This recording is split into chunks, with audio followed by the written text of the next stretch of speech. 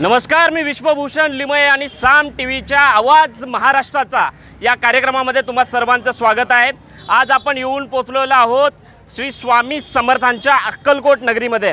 येणारी विधानसभा अवघ्या काही दिवसांवर येऊन ठेपलेली आहे। आचारसंहिता कधीही लागू शकते आणि त्या अनुषंगाने अक्कलकोट नगरीमधल्या मतदारांचे प्रश्न नेमके काय आहेत, त्यांच्या समस्या काय आहेत, त्यांच्या अडचणी काय आहेत हे जाणून घेण्यासाठी आज आपण या नगरीमध्ये आलेलो आहोत। खरं तर आपल्यासोबत काही सर्वसामान्य नागरिक आहेत। काय सांगाल, मागच्या 5 वर्षामध्ये कशा पद्धतीने अक्कलकोटचा विकास झालेला आहे आणि झाला असेल तर कसा झाला, नाही झाला तर कसा नाही झाला? विकास तर 5 वर्षात भरपूर झालेला आहे। आदरणीय आमदार सचिनदादा कल्याण शेट्टी यांनी 5 वर्षात भरपूर विकास केलेला आहे अक्कलकोट तालुक्यात। यापुढेही ते करतील अशी अपेक्षा मी ठेवतो। खरं तर अक्कलकोट ही नगरी आपण जर बघितलं तर कन्नड बहुभाषिक लोक या ठिकाणी आपणाला आढळून येतात। कर्नाटकच्या अगदी बाँड्रीला लागलेला मतदारसंघ म्हणून त्याकडे पाहिलं जातं। मागच्या 5 वर्षामध्ये कशा पद्धतीची कामं झालेली आहेत, झाली आहेत का नाही झाली? मागच्या 5 वर्षामध्ये ज्यावेळी महाविकास आघाडीचं सरकार या ठिकाणी होतं त्याच्या माध्यमातून अक्कलकोटसाठी उजनीचं पाणी मिळालेलं आहे। पहिल्यांदा यावर्षी उजनीचं पाणी हे अक्कलकोटला आलेलं आहे आणि याच्यामागं 22 वर्षापासून काँग्रेस पक्षाचा अथक परिश्रम आहे। मागच्या झालेल्या प्रत्येक आमदारांनी त्यांचं योगदान आहे। बाबासाहेब तानवडे असतील, सिद्धरामप्पा पाटील असतील, महादेव पाटील, मलगोंडाबाई, या सगळ्यांनी, विनायतअली पटेलने त्याची मूव्हमेंट रोवली। त्यानंतर धरण झालं आणि त्या धरणांमध्ये उजनीचं पाणी म्हणजे शाश्वत पाणी यायला पाहिजे ही एक संकल्पना, एक स्वप्न होतं। ते स्वप्न आज पूर्ण झालेलं आहे आणि आज उजनीचं पाणी हे अक्कलकोटच्या कुर्नूर आलेलं आहे। ही सगळ्यात जमेची बाजू आहे।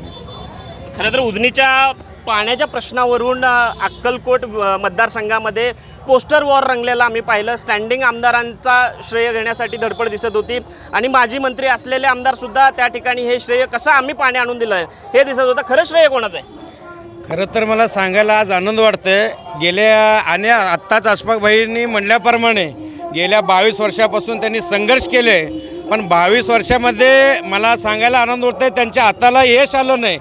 जे आम्ही 2019मध्ये जे महायुतीच्या माध्यमातून गावोगावी जाऊन त्या ठिकाणी प्रत्येकाला आश्वासित केलं, एकदा या उमेदवाराला निवडून द्या, उजनीचं हक्काचं पाणी आम्ही महायुतीच्या सरकार आल्यानंतर या ठिकाणी आणू आणि ते आज ह्या ठिकाणी प्रत्यक्ष उजनीचं पाणी या अक्कलकोट विधानसभेचे जे कुर्नूर धरण आहे त्या ठिकाणी पाणी पोचलेलं आहे आणि शेवटचे जे 8-9 बंधारे आहेत ते शेवटच्या बंधाऱ्यापर्यंत पाणी पोचलेलं आहे। आज सर्व शेतकरी असतील आणि अक्कलकोटमधील नागरिक असतील हे खरंच या महायुती सरकारचं आणि आमदारचं अभिनंदन करत आहेत। या ठिकाणी खरंच आम्हाला आनंद होतो आहे की उजनीच्या पाणीमुळं अक्कलकोट नगरपालिका असेल, महेंद्रगी नगरपालिका असेल आणि दुधनी नगरपालिका असेल, हे पिण्याचं पाण्याचा प्रश्न मिटलेला आहे। पिण्याचा पाण्याचा प्रश्न गंभीर आहे। खरं तर अक्कलकोट नगरी ही मराठवाड्याला चिटकून असणारी नगरी आहे, त्यामुळे दुष्काळजन्य परिस्थितीसुद्धा आपल्याला इकडे दिसून येते। शेतकऱ्यांचे प्रश्न असतील, तरुणांचे प्रश्न असतील, याकडे कशा पद्धतीनं लक्ष दिलं गेलं आहे? आता दुष्काळ परिस्थिती असं राहिलेलं नाही का, तर उजनीचं पाणी आपल्या तालुक्यात येऊन पडलेलं आहे आणि प्रत्येक बंधारे छोटे मोठे तलाव भरलेले आहेत। शेतकरी सुजलम सुफलम झालेलं आहे आणि अनेक निधी आमच्या सरकारने दिलेला आहे आणि ह्याचा मूर्तवेढा युती सरकार असताना सुरुवात झाला होता आणि शिवसेनेचंच मुख्यमंत्री असताना ह्याचा पूर्ण झालेला आहे आणि भरघोस निधी या तालुक्याच्या आमदारच्या प्रयत्नातून माध्यमातून दिलेलं आहे आणि विरोधक केविलवाणी धडपड करत आहेत, त्याला यश मिळणार नाही। स्वज्ञ जनता माहिती आहे अक्कलकोटच्या जनतेला, 15-20 वर्ष पाण्यासाठी लाट्या काट्या खाल्लेल्या आहेत, पाणी मिळत नव्हतं। आज जी महिन्याला एकदा हे येतं, पाण्याचं बिलं येतं, चालू आहेत, पाणी येतं महिन्याला। अशा परिस्थितीत ह्या आमदाराने भरपूर योजना मंजूर केल्या आहे, भुयारी गटर मंजूर केलं आहे, अनेक कामं ह्या केल्या असल्यामुळं ह्या सरकारचा आणि ह्या आमदारांचा मनापासून सर्व लोक धन्यवाद मानतात, त्याबद्दल काय विषय नाही आहे। खरं तर स्टँडिंग आमदाराप्रती असणारी सहानुभूती आणि त्यांच्याप्रती असणारं प्रेम आपल्याला या ठिकाणी दिसून येते। खरंच आमदारांची ही कामं आहेत तिकडं? आमदारांचे कामं म्हणजे कसं आहे, जास्तीत जास्त पेपरमध्येच आहे, प्रत्यक्षात तर काय अक्कलकोट शहरामध्ये काय झालेलं नाही आहे। आता पाणी आणलं म्हणतात, 22 वर्षापासून जे पाण्याचा संघर्ष होता ते मान्य आहे। आता तुमच्या कार्यकाळात पाणी आले, तुम्ही श्रेय घेऊ शकता, परंतु त्याला 22 वर्ष संघर्ष लागलेला आहे, मित्रसाहेबांनी केलेलं आहे ते। आता दुसरी गोष्ट सांगतो तुम्हाला, पाणी जरी 100% जरी कुर्नूर धरण भरलं ना, आज अक्कलकोटला 12 दिवसाला 15 दिवसाला एकदा पाणी मिळतो। 5 वर्षापासून ही स्थिती आहे. सध्या पण 12-15 दिवसाला पाणी 15 मिळतं. दिवसाला 10 दिवसाला एकदा पाणी येते, परंतु नळपट्टी कंटिन्यू अक्कलकोटकरांकडून महिन्याचीच घेतात, परंतु 10-10 दिवसाला 12 दिवसालाही पाणी मिळतं सर. ही स्थिती आहे अक्कलकोटची. परंतु पाण्याचं जे म्हणता तुम्ही, आज पाणी आलेलं आहे चांगली गोष्ट आहे, परंतु त्यालासुद्धा 15 वर्ष 17 वर्ष संघर्ष झालेलं आहे मित्रे साहेबांचं. म्हणजे 5 वर्षात पाणी आलेलं नाही आहे, त्याचा 98-99 पासून संघर्ष चालू व्हायचं. आणि जास्त कार्यकाळ जे आहे ते 2019 पासून ते 2009 पर्यंत काँग्रेसची सरकार होती आणि त्यावेळी मित्रे साहेबांना मंत्रिपद तरी पण त्यांनी नाकारले. परंतु पहिला पाण्याचं झालं पाहिजे, एकरूप सिंचन आणि कुर्णुधरण झालं पाहिजे, त्यांचं ते संकल्प होतं, आज कुठंतरी पूर्ण होताना दिसत आहे. फक्त श्रेय यांना एवढंच जातो की यांच्या सरकारामध्ये ते पाणी आलेलं आहे, परंतु प्रयत्न जे जास्त कोणाचं झालं असेल तर ते मित्रे साहेबांचं आहे. प्रयत्न मित्रे साहेबांचे आहेत असं म्हणतायत. मात्र मित्रे साहेब कधी काळी ते गृहराज्यमंत्री होते. गृहराज्यमंत्री असताना इकडच्या तरुणांना कितपत हाताला काम त्यांनी दिलं आणि मागच्या 5 वर्षामध्ये स्टँडिंग आमदार जे आहेत आता ते सत्तेमध्ये आहेत, त्यांनी कितपत इकडच्या तरुणांना रोजगार दिला. रोजगार देण्यामध्ये दोन्ही आमदार कोण वरचढ ठरते? सर्वात महत्त्वाचं म्हणजे ज्यावेळी सिद्धारामजी म्हेत्रे गृहराज्यमंत्री झाले होते ना, त्यावेळी आम्हाला चांगलं वाटतं. आम्ही लहान होतो, पण सिद्धाराम शंकर प्रतिष्ठान म्हणून आम्ही ऐकलं आहे नाव, की त्याच्या मार्गे आणि त्याच्या कार्याने त्यांनी भरपूर जणांना पोलिसाची नोकरी लावून दिलेली आहे. आणि 6,000चा असं काहीतरी आकडा आहे. पण महत्त्वाचं आकड्याला जाण्यापेक्षा ना, महत्त्वाचं लोकांना काम किती भेटलं. आणि दुसरं त्यांचं जर काम बघितलं की त्यांनी साखर कारखाना चालू करून आमच्या या पट्ट्यामध्ये ना पाणी काही जिथे जिथे होतं तिथे ऊस उत्पादक जे शेतकरी होता त्यांना ऊसासाठी ना अडचण होत होती. ऊस आहे आपल्याकडे, पण ऊसासाठी त्यांना सिद्धेश्वर साखर कारखाना आमच्या इथं लागून कर्नाटक आहे, आळंद आहे, तिकडे पळापळ असायची. मग त्यामुळं त्या लोकांचं आणि त्या शेतकऱ्यांचं जे प्रश्न आहे ते बघून त्यांनी मातोश्री साखर कारखाना केलेला आहे. महत्त्वाचं म्हणजे कसं असतं साहेब, तुम्हाला माहिती आहे की मंत्री झाले किंवा तुम्ही काय आमदार झालं ना, तर तुमच्या कार्यकाळात ज्यावेळी शासन पण तुमच्याच जी पक्षाची जी येतात काय, त्यावेळी कामं भरपूर होतात काय. पण कधी कधी असं मध्ये आमच्या म्हणजे नशीब असं आलं आहे, आम्ही दिलं निवडून एकाला आणि त्यावेळी शासन वेगळं होतं. त्यामुळे काही जण म्हणतात की प्रश्न राहिलेत, पण आजही जर बघितलात ना प्रश्न अजून भरपूर आहेत. फक्त काय झालं की काही जणांनी काय केलं, याचं मार्केटिंगसाठी काही जण एक्सपर्ट आहेत, त्यांनी काय केलं की आता नवीन जवळ जसं निवडणूक आली त्यावेळी प्रशासकीय मान्यता काढा किंवा हे काढा. पण आता हे सगळीकडे आहे ना, तुम्ही बघितलात, आज पण बघितलात तुम्ही 400 ते मंत्रिमंडळ बैठक घेऊन निर्णय घेतात का, एवढं फास्टमध्ये करून लगेच दाखवायचं की आपलं काम होतं. पण ॲक्च्युली ग्राउंडवर किती काम होतं आहे, सध्या अजूनही अक्कलकोट जे दुष्काळी भाग आहे याला किती पाणी भेटतं आहे हे लोकांना माहिती आहे. अक्कलकोट हा दुष्काळी भाग आहे आणि आत्ता त्यांनी ऊस उत्पादक शेतकऱ्यांचा प्रश्न काढला. खरं तर काँग्रेस भवनसमोर सोलापुरातील मातोश्री कारखान्यानं बिल दिलं नाही आहे, व्यवस्थित बिल दिलं नाही आहे म्हणून आंदोलन सुरू आहे. एका बाजूला हे म्हणतायत की इकडं कारखाने काढून तरुणांच्या हाताला रोजगार दिला, मात्र शेतकरी जे आहेत ते त्या ठिकाणी काँग्रेस भवनसमोर आंदोलन करतायत. किती हा विरोधाभास आहे? शेतकऱ्यांचं प्रामुख्याने पाहायला झालं तरी मातोश्रीच्या कारखान्याचं म्हणा, त्यांचं बिल थकीत आहे, त्याचा देखील त्यांचा उद्रेक आहे. आणि पाणी प्रश्नाचं तर आम्हाला 25 वर्षापासून आम्हाला एक श्रापच आहे. मग आता हे 25 वर्षापासून पाणी आत्ता येऊन कुठेतरी कुर्णू धरणामध्ये पडलेलं आहे. मग आता ते कुर्णू धरणामध्ये पडलेलं आहे तर आमच्या हक्काचं पाणी आम्हाला आज तागायत अजूनपर्यंत भेटलेलं नाही. 10-12 दिवस हे आम्हाला 10-12 दिवस हे पाणी 8 दिवसानंतरच पाणी मिळतं. मग आम्हाला पाण्याची पट्टी ही मोठी येते, बिल पावती मोठी येते, पण पाण्याबद्दल शासनामध्ये पाठपुरावा करताना का असा दुजाभाव केला जातो? ठीक आहे, पाण्याचा प्रश्न आहे, मात्र तरुणांच्या हाताला रोजगार मिळाला आहे? सर, भारत स्वतंत्र होऊन 2019 म्हणजे 1947ला स्वतंत्र झालं. इथले आमदार मंत्री झाले, गल्लीपासून दिल्लीपर्यंत दोन्हींच्या सरकार गल्लीपासून दिल्लीपर्यंत आहे. पण इथले जे तरुण आहेत ते कामासाठी मुंबई आणि पुणे अशा ठिकाणी जातात. पण या दोन्ही सत्ताधाऱ्यांनी आजपर्यंत तरुणांच्या रोजगाराचा प्रश्न हा सोडवलाच नाही आहे. सगळे तरुण बेरोजगार आहेत. इथे 12वी झाली, ग्रॅज्युएशन झाले तर सगळे पुणे मुंबईला जातात, कारण इथे रोजगारच नाही आहे. रोजगाराच्या मुद्द्यावर कोणीच बोलत नाही. तरुणांना रोजगार मिळाला पाहिजे यासाठी MIDC केली पाहिजे, फॅक्टरी आणल्या पाहिजे. गल्लीपासून दिल्लीपर्यंत सरकार असताना इथेपर्यंत आजपर्यंत का बरं फॅक्टरी निर्माण झाले नाहीत? दोन्ही सत्ताधाऱ्यांनी ते का बरं केलं नाही? त्यावर कोणी बोलत नाही आहे. आणि राहिला प्रश्न पाण्याचा प्रश्न जर तुम्ही जनतेला विचारलात, सामान्य जनतेला विचारला, तर 10-12 दिवस पाणी येतच नाही. पाण्याचा प्रश्न सोडवला का नाही सोडवला तर जनतेला माहिती आहे, जनता तुम्हाला सांगेलच. पण प्रत्यक्षात 10 ते 12 दिवस लागतात, पाणी मिळत नाही. ही परिस्थिती अक्कलकोट विधानसभेची आहे. त्यामुळे कोणताही आमदार असो, कोणत्याही पक्षाचा असो, त्यांनी रोजगार, शैक्षणिक काम आणि आरोग्याचा प्रश्न, आज अक्कलकोटच्या आरोग्याचा प्रश्न आहे. रामा केअर सेंटर हे उद्घाटन होतं म्हणून अजून झालं नाही. रोजगाराच्या मुद्द्यावर कोणी बोलायला तयार नाही, शैक्षणिक मुद्द्यावर कोणी बोलायला तयार नाही, दवाखान्याच्या मुद्द्यावर कोणी बोलायला तयार नाही. पाण्याच्या मुद्द्यावर सगळेच बोलतात.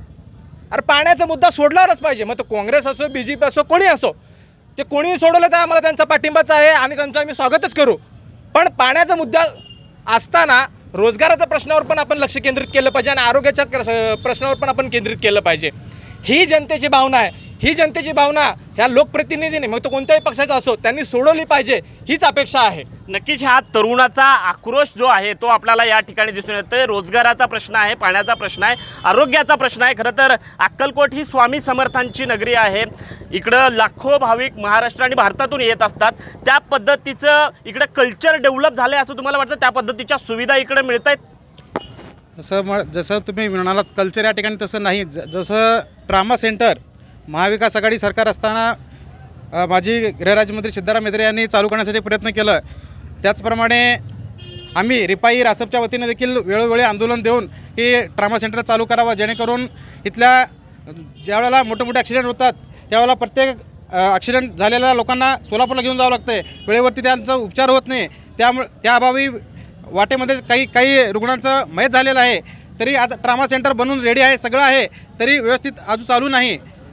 फक्त पाण्यावरती या ठिकाणी फक्त 2004-09 पासून फक्त पाण्यावरती इलेक्शन होतं आहे. उजनीचं पाणी सत्ताधारी म्हणते आम्ही आणलं, विरोधक म्हणते आम्ही आणलं. पाणी आणलं ठीक आहे, मात्र पाणी येतं कुठं अक्कलकोटला?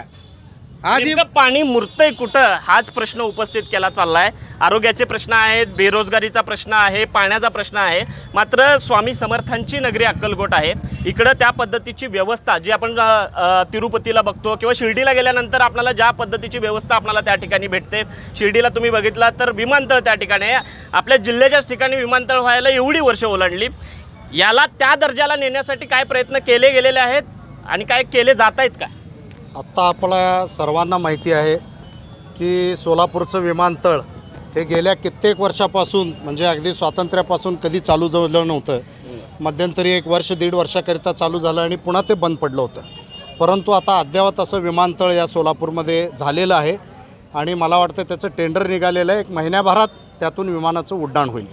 अक्कलकोटला तुम्ही म्हणला की तिरुपतीच्या धर्तीवर विकास व्हायला पाहिजे, तर 1995 साली जेव्हा युतीचं सरकार होतं तेव्हा या तीर्थक्षेत्राच्या दर्जाला मंजुरी मिळाली. तेव्हा पहिल्यांदा 2 कोटी रुपये मिळाले होते.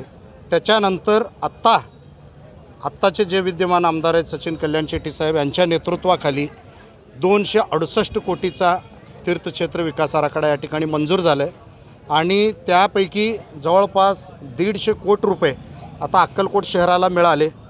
सबंध रस्ते त्यातनं आता नव्यानं होत आहेत. त्याच्यानंतर पाण्याचा आत्ता मुद्दा बोलला गेला. पाण्यासाठी 75 कोटीची केंद्र सरकारची अमृत 2.0 ही योजना याला मंजुरी मिळालेली आहे आणि त्या मंजुरीला बळकटी उजनीचं पाणी आजपर्यंत कधी नाही ते पहिल्यांदा आमच्या तालुक्यात येऊन या ठिकाणी आमच्या कुरनूर धरणात पडलेला आहे. त्याचा लाभ अक्कलकोटकरांना होणार आहे. डिस्ट्रीब्युशन लाईनच्या प्रॉब्लेममुळं 10 दिवसाआड पाणीपुरवठा होत होता, पण आत्ता जेव्हा ही योजना पूर्ण क्षमतेनं कार्यान्वित होईल त्यावेळेला निश्चित दररोज अक्कलकोट शहराला या ठिकाणी पाणीपुरवठा होणार आहे.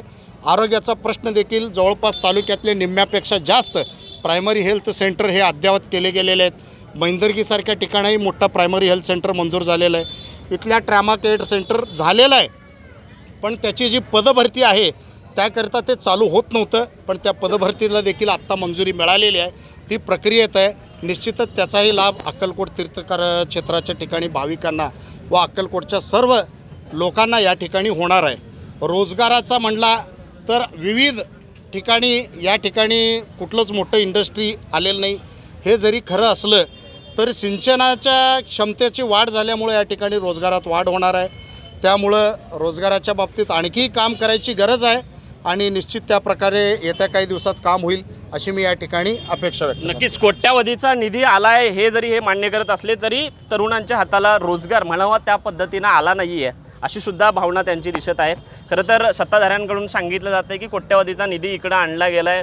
मागच्या कैक वर्षामध्ये जो निधी आणला गेला नाही तो मागच्या 5 वर्षामध्ये इकडं आला आहे. खरंच विकास दिसतोय का इथं? अक्कलकोटमध्ये फक्त अक्कलकोटचा विकास हा कागदावरचा विकास आहे, प्रत्यक्षात कुठंच नाही आहे. रोज पेपरला येतं आहे, आठवड्याला 100 कोटी निधी कागदावरती मंजूर होत आहे. आणि अक्कलकोटची परिस्थिती जे मागच्या वेळी होती आताही तसंच आहे. आणि उजनी पाणीचा मोठमोठे दिंडोरे पिटतात. हे संपूर्ण जगभरातील लोक अक्कलकोट तीर्थक्षेत्रात इथे येत असतात. आणि अक्कलकोटच्या या सर्व नागरिकांना आपण विचारा, 15-15 दिवस प्यायला पाणी मिळत नाही आणि मोठमोठे थापा मारून पाणीदार आमदार अशा सगळीकडे पोस्टर बॅनर आणि जाहिरात करत फिरतात. हे सगळं साम खोटं आहे. अक्कलकोट तालुक्यात आजपर्यंत पेपरच्या आणि टी व्हीच्या माध्यमातून ते जाहिरात दिलं, ती जाहिरात जर बघितलं 3.5 ते 4 हजार कोटीचा होतो, परंतु प्रत्यक्षात इथं 20-25 कोटीचं पण कामं इथं आत्तापर्यंत झालं नाही आहे. ही फक्त कागदावरची आणि फेसबुक व्हॉट्सअपची विकास आहे अक्कलकोटची. यावेळी अक्कलकोटची जनता या भोगस विकासाला कंटाळून योग्य ते महाविकास आघाडीचा उमेदवार निवडून देईल यात काही तीळ मात्र शंका नाही. नक्की यावेळेस परिवर्तन होईल अशा पद्धतीची भावना ते व्यक्त करत आहेत. मात्र सत्ताधाऱ्यांकडून सांगितलं जातं की कोट्यावधीचा निधी आणला गेलेला आहे, विकास कामं होत आहेत का नाही होत आहेत विकास कामं? अब यहाँ पर तमाम पार्टियों के लोगों ने अपनी अपनी बातें रखी हुई है. पानी का मसला, रोज़गार का मसला, कामकाज का मसला, ये सब ठीक है, अपनी जगह पर है. पानी आज नहीं कल मिलेगा, रोज़गार आज नहीं कल मिलेगा, लेकिन जो पक्ष सत्ता में आती है, जो पार्टी हुकूमत करती है, वो पार्टी अल्पसंख्यक, वंचित, खास करके मुसलमानों पर ध्यान नहीं दे रही है. आज देश का खासकर कुछ महीनों में हमारे महाराष्ट्र का ये हाल है कि कोई भी भगवा पहनता है और मुसलमानों को गालियाँ देता है. मोहम्मद साहब सल्लल्लाहु अलैहि वसल्लम पर गलत बातें की जा रही है. सत्ताधारी पक्ष का एक आमदार मुसलमानों को मस्जिद में घुस कर मारने की बातें करता है. ये हालात आज देश के हो चुके हैं कि मुसलमान एक डर में जी रहा है कि हमारा इस देश में क्या होने वाला है. ये डर जो मुसलमानों के अंदर पैदा किया गया है, इस डर को ख़त्म करने के लिए आज हमको ऐसे लोगों को चुनना पड़ेगा जो जात पात धर्म नहीं बल्कि इंसानियत में भरोसा रखते हैं. जो आदमी इंसानियत पर चलता है, जो आदमी सबको साथ लेकर चलता है, वही हकीकत में विकास कर सकता है. नक्कीच आपण बघतोय की कुठल्याही धर्माच्या भावना दुखावल्या गेल्या नाही पाहिजेत. मात्र ज्या पद्धतीच्या भावना ह्या म्हणत आहेत, इकडचा मुस्लिम समाज जो आहे तो डरमध्ये जगतोय, त्याला भीती आहे. खरंच अशा पद्धतीचं वातावरण आहे इकडं? नाही. बघा, सचिनदादा कल्याण शेट्टी अल्पसंख्यासाठी भरपूर निधी आणलेत त्यांनी. आमच्या इथून खाजेपीर दर्गा, तिथं 53 मुलूक दर्गा आहेत, इथून 28 किलोमीटरवरती दर्गा आहेत. त्या दर्ग्याला जाण्यासाठी 2 तास 2.5 तास लागत होते. सचिनदादा कल्याण शेट्टी ज्यावेळेस आमदार झाले त्यांच्या पहिल्या काळामध्ये 2.5 वर्ष ही सरकार होती, महाविकास आघाडी सरकार. त्यांनी काही नाही केले. त्यांनी येतात, नारळ फोडतात, निघून जातात. हे त्यांचं कामच आहे. परंतु विकास करायला पाहिजे. आज सचिनदादा कल्याण शेट्टींनी 3.5 कोटी रुपये निधी दिले हैदराबाद दर्ग्याला. कोण दिले? त्यांच्या सरकारमध्ये कोणी दिले का? किती वर्ष सरकार त्यांची होती, त्यावेळेस का बरं केले नाही? आताच का बोलतात त्या लोकांनी? त्यांना पण कळायला पाहिजे. अल्पसंख्याकावरती कोण पण येतात बोलतात, परंतु तसं नाही आहे. आमच्या अक्कलकोटमध्ये ना अल्पसंख्याक लोकांना भरपूर कामं दिलेत सचिनदादा कल्याण शेट्टीने.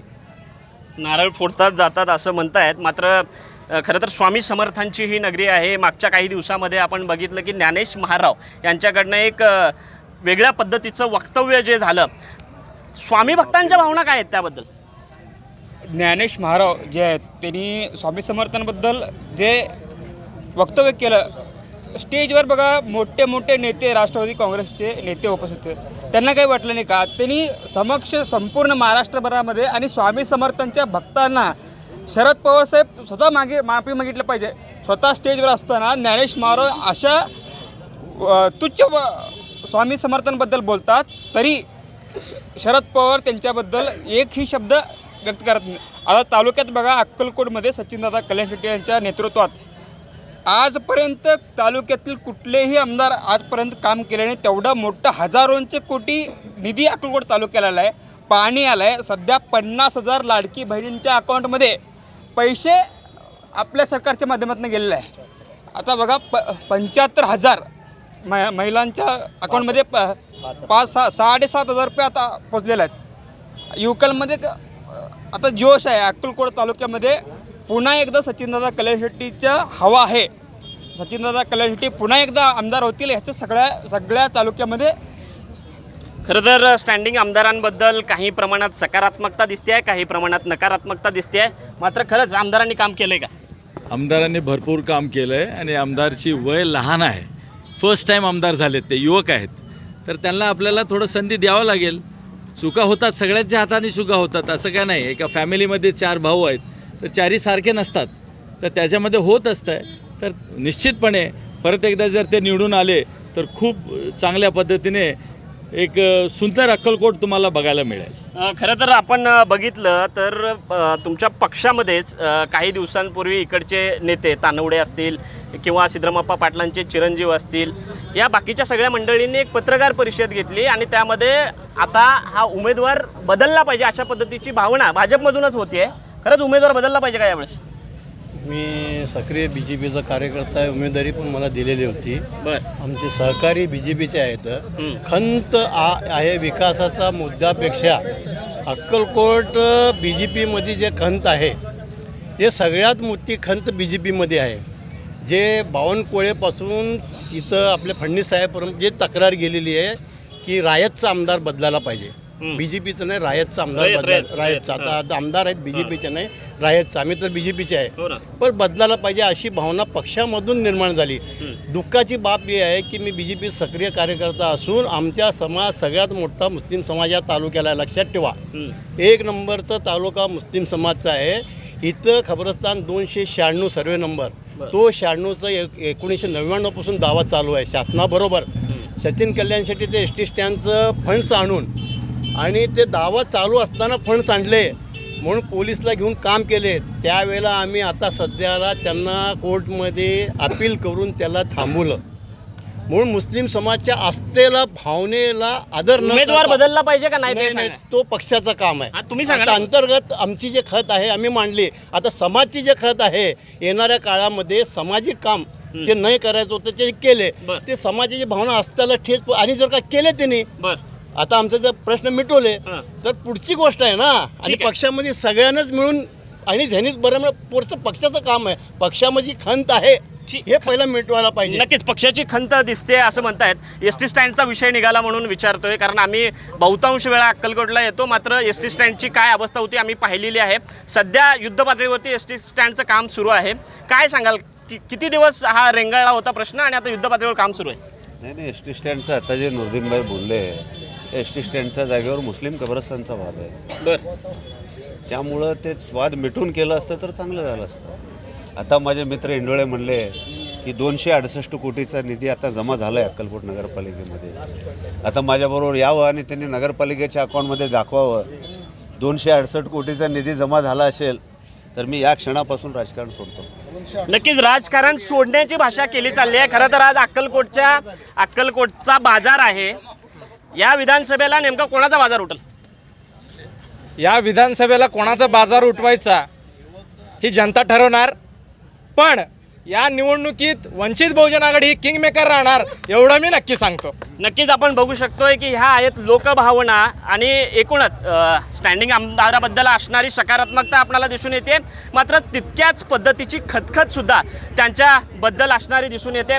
खरं तर अक्कलकोटचा इतिहास जर आपण बघितला तर प्रत्येक वर्षी नवा आमदार निवडण्याची पद्धत या ठिकाणी आपल्याला पाहायला मिळते. 2004, 2009, 2014 आणि 2019मध्ये प्रत्येक वर्षी आलटून पालटून या ठिकाणी काँग्रेस आणि BJPला इकडच्या जनतेनं कौल दिलेला आहे. मात्र यंदा हा ट्रेंड कायम राहतो की स्टँडिंग आमदार सचिन कल्याण शेट्टी हे त्यांच्या कामाच्या जोरावरती त्यांची टर्म पुन्हा रिपीट करतात हे पाहणं आता महत्त्वाचं ठरणार आहे. विश्वभूषण लिमे, साम TV न्यूज, अक्कलकोट. देश विदेशातील प्रत्येक घडामोडींचे लाईव्ह अपडेट मिळवण्यासाठी आता साम टीव्हीच्या सर्व सोशल मीडिया प्लॅटफॉर्मला लाईक, फॉलो आणि सबस्क्राईब करा. तसंच सर्व नोटिफिकेशनसाठी बेल आयकॉन प्रेस करायला विसरू नका.